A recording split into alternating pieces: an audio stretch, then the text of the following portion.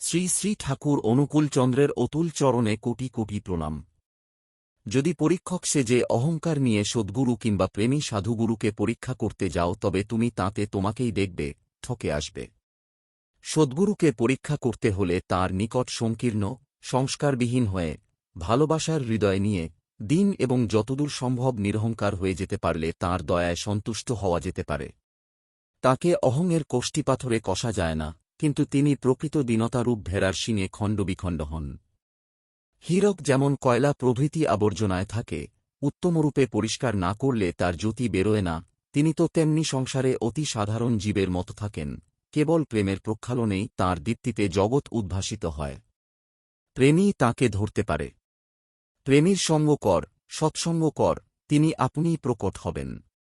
অহংকারীকে অহংকারী পরীক্ষা করতে পারে। গলিত অহংকে কি করে সে জানতে পারবে? তার কাছে একটা কিস্ত্রিত কিমাকার, এমন অজমূর্খের কাছে মহাপণ্ডিত।